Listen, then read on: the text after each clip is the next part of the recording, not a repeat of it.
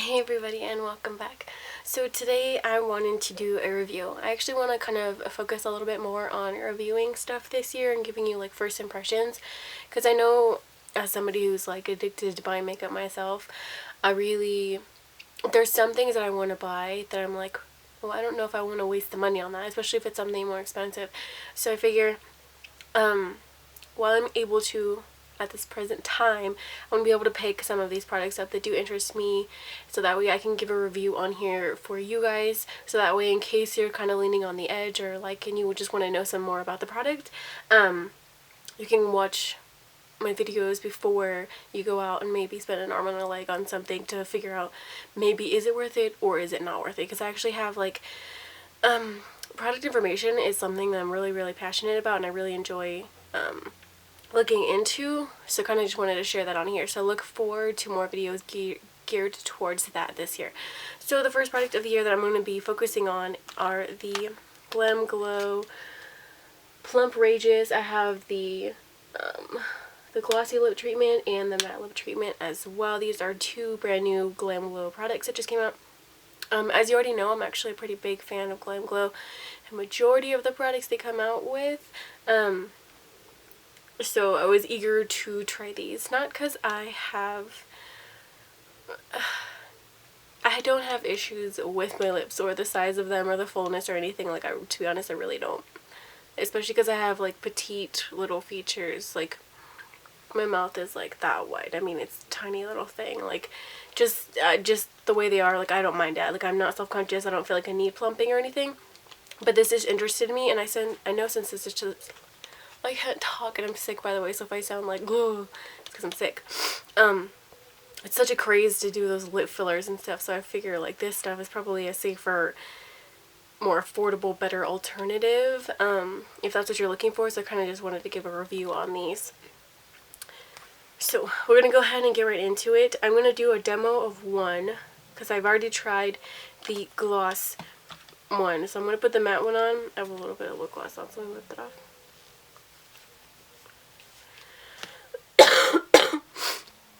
Oh my gosh, I got through the whole holiday season without getting sick, and then all of a sudden last week it hit me, so I'm dying.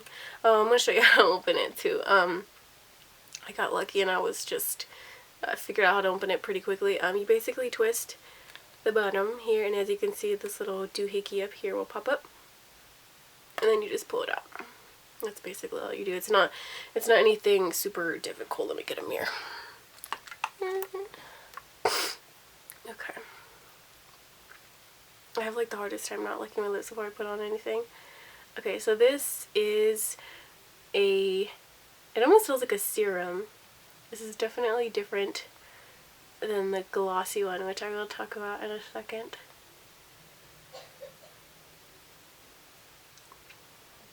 So this one definitely isn't quite as easy to get on in less time. And I can already start to feel tingling in my bottom lip as we speak.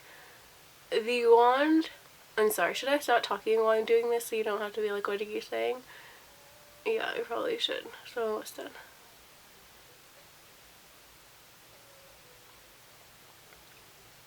Okay, so the wand is very unique, and to close it, just basically pop back in and push it down until you hear that click, and then turn the bottom once again to close it. There you go. The wand is not very flexible at all, as you could see while I was putting it on there. It is very pointy at the tip. It's a silicone tipped product for both of them, the glossy and the matte. It's the same wand and applicator, so it does help for those points up here when you're trying to get it out there. Not that it really matters because this is not a lip color, but it is like that. I just wish it was a little bit more flexible and had a little bit more like bounce to it almost, or more like it was just softer and more squishy. I guess that would help. But as I said, I can already feel the tingling in both sides of these. Once it completely dries, I do want to put on a matte lipstick just to kind of see how that goes on top of it. That's the main reason I was interested in the matte one, because I have really liney lips and I feel like maybe that'll help. Like if that kind of like fills it in and makes it more plump at the same time, maybe that'll be good for my lininess of, oh my gosh, I just swallowed someone, it's like burning my mouth. Okay, so this stuff is intense. I was reading reviews before I picked this up as well, on like Sephora's actual website. I'm not sure how. I feel like you should take those for a grain of salt sometimes, because there could very well could be companies under aliases writing reviews about them. So kind of just, I would go more based upon people you know or people you trust opinion on it, because you never completely know. But I was seeing a lot of people saying that it was really burny and really really intense, and I will say that I have pretty sensitive skin, and when I tried the glossy one, it was pretty intense. It was nothing like, oh my gosh, I just can't, I want it off of my mouth, but I was expecting it to be that like burny cinnamony feel for like 5-10 minutes or so, and then kind of like taper off. I kept it on for, I'd say, at least an hour and a half, if not a little bit more, and that tingly sensation was pretty much the same throughout the entire experience of having it on my lips until I eventually took it off. I made the mistake of not taking like a before and after picture to see if it really did anything, but like I said, like I don't really have I don't have the plumpness issues to where I feel like there's a high chance that if your lips are a little bit less full, then you might be able to see the plumping more. I feel like there's only so much that a product can do, you know? So I didn't do that, but let's see if this. My lips are really dehydrated right now, so I can't. It's just kind of burny. It just feels like you have lip balm on. I was kind of hoping that it was going to give like a matte finish because it says matte. Maybe that just means it's because it's not glossy, I suppose, but it feels like you have a lip balm, like an old school chapstick brand lip balm, where it's just kind of like you have some moisture there, but it's not my version of what I thought matte would be. I mean, it still hasn't completely dried, and to completely honest with you, I don't feel like it is going to dry. I just feel like it's the opposite of glossy, so they call it matte. And when I was looking at the ingredients, because I feel like this is important, especially nowadays, like, people are becoming more and more aware of the ingredients that are going on their face. There's, like, certain things I look for that I try not to use unless it's, like, a product I've already been using for years and years, and I know that it doesn't cause a reaction. But as far as new products with those certain ingredients, I will stay away from. But in looking at the gloss version, there was some kind of disturbing ingredients, to be completely honest with you. I really wish I would have known that beforehand. I mean, I still would have done the review, but the first thing that popped out at me was propane dial. If anybody doesn't know what propane is, it's like, propane is the stuff that lights your gas stoves. Like the stuff that you light on fire. Like that, I don't know why that would ever be in a lip product, to be completely honest with you. I know that there's obviously different forms of each chemical, but I mean, I don't understand the purpose of that at all.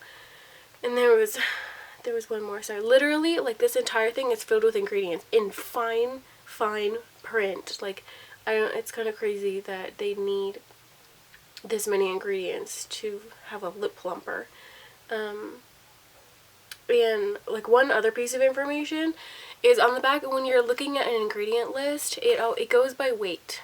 So the most product, or basically the product that there's the highest quantity, will be in the beginning, and then less and less and less and less until you get to the bottom, where there are just small amounts of that ingredient in the product. Lactic acid. That's another one that stuck out to me as kind of weird. Lactic acid, the most common form that people could relate to is when you work out at the gym and you go home and you're sore the next day. That's a buildup of lactic acid in your muscles. That's what's causing you the pain and the uncomfortableness and the soreness. What is that doing in a lip plumper or product? See, those are two things I didn't understand whatsoever. I mean, I can go on and look that up, definitely. That just kind of struck me as a little bit odd. Yeah, so this isn't drying, so I'm going to put a liquid lipstick over it to kind of just see if it does anything. I don't know, to be completely honest with you, I'm a little bit disappointed with these. The gloss one is better in terms of look, like aesthetically pleasing, because it is glossy. But then again, you can have regular gloss and it looks glossy too. I don't I can still feel the tingliness through the liquid lipstick. I don't really see a difference in my lips. Obviously, maybe it's just me and it'll work different for everybody, but I'm kind of glad I did the first impression with the second product with you on here, because I'm not impressed, sadly. And I love Glam Glow, so it's not like I don't like any of the other products, and this is like an honest opinion, because obviously I spent money on these products, and they're not wowing me. So I would definitely say if you're looking for something to plump your lips and you want to give it a go, I want to say the gloss, but looking at those ingredients, I feel like that's totally up to you. If that's something that you're okay with putting on your mouth, I would say the gloss one looks a little bit better. So in summarizing, I would definitely say that if you are really interested in these products and you really want to give them a go, I would say pick them up, because to each their own, and it might work amazing for you. And if you don't mind the ingredients, and then that's amazing too. All I'm saying is I wasn't wowed, and I'm a Glam Glow fan, and I just didn't see anything that was noteworthy in my opinion. So that is all for this first edition of a review demo first impressions. So like I said, keep looking forward to these, because I really enjoy sharing information like this with you, kind of getting some more like knowledge about products out there before you have to go and spend your hard-earned money on a product you may or may not like. So thank you so much for watching. I'll be seeing you very soon. Oh goodness, hopefully I'll be better by then. Alright, have a great day. Bye.